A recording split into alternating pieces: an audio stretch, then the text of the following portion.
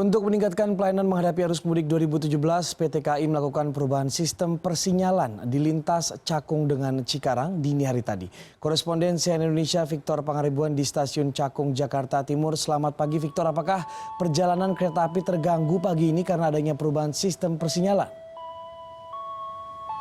Ya, selamat pagi Punce. Betul sekali, hari ini PT Kereta Api Indonesia Daerah Operasional 1 Jakarta memang sudah mengganti sistem persinyalan dari sistem yang lama, yaitu Solid State Interlocking yang sudah digunakan PT Kereta Api Indonesia sejak tahun 1994, diganti dengan sistem persinyalan yang baru, yaitu K5B Kyosan buatan Jepang. Pengerjaan penggantian sistem persinyalan yang baru ini dikerjakan kurang lebih selama 4 jam sejak pukul 00 waktu Indonesia Barat Rabu dini hari tadi hingga pukul 4 pagi begitu. Dan selama 4 jam itu juga pastinya mempengaruhi perjalanan kereta api. Namun yang paling besar dampaknya dirasakan adalah untuk perjalanan kereta api jarak jauh, karena saya mendapatkan informasi secara langsung dari PT Kereta Api Indonesia bahwa ada sejumlah perjalanan kereta api jarak jauh yang sempat mengalami keterlambatan. Di antaranya kereta api yang berasal dari daerah-daerah di Jawa Timur, Jawa Tengah, kemudian Jawa Barat yang menuju DKI Jakarta. Kurang lebih ada yang terlambat masih dalam hitungan puluhan menit, ada yang sampai 1 jam begitu.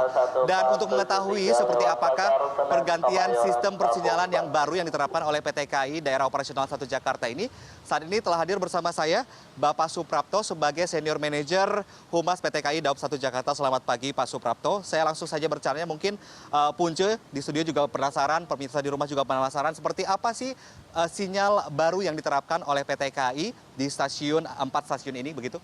Ya, terima kasih. Ini dalam rangka kita menghadapi masa angkutan lebaran ya. Pihak PT KAI Daop 1 Jakarta terus berbenah, salah satunya di dalam sistem persinyalan. Kita hari ini, tadi dini hari, kita mengganti sistem SSI yang sudah beroperasi sejak 1994. Jadi umurnya sudah 23 tahun ya.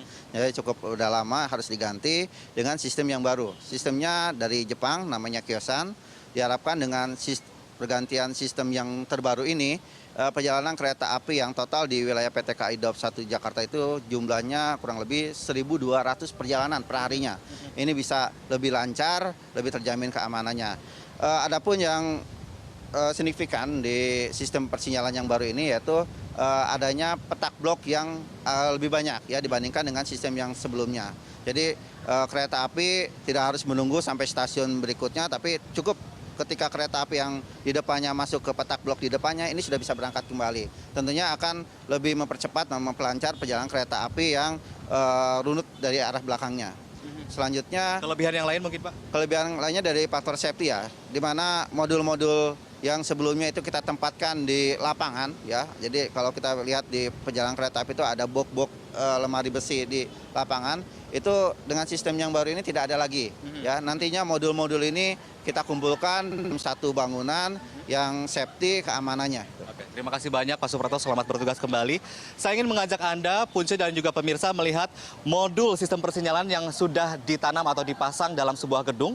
Ini adalah gedungnya di sebelah yang saya tunjuk. Ini adalah gedung tempat penyimpanan modul sistem persinyalan yang baru Kyosan dari Jepang yang sudah dipasang oleh PT KAI begitu. Perbedaannya memang cukup signifikan secara fisik. Sistem persinyalan ini untuk sistem SSI, memang kalau Anda pernah melihat di perlintasan kereta api di pinggir rel kereta api ada kotak-kotak, nah itulah modul sistem yang lama. Nah, sistem yang baru tidak ada lagi kotak-kotak di pinggir rel kereta api atas dasar keamanan, karena riskan juga untuk dirusak dan dicuri oleh orang yang tidak bertanggung jawab, maka modul akan disimpan di dalam gedung. Dan gedung-gedung ini ada di masing-masing stasiun. Ada 4 gedung di stasiun Cakung, stasiun Bekasi, Tambun, dan Cikarang.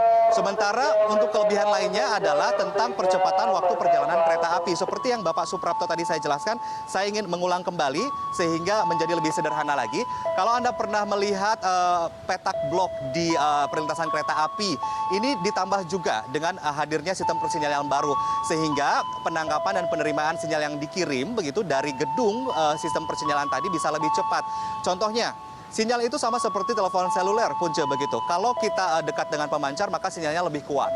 Nah, misalkan petak blok itu dipasang di kilometer 1, kemudian sebelumnya kemudian petak blok ada di kilometer 5 begitu.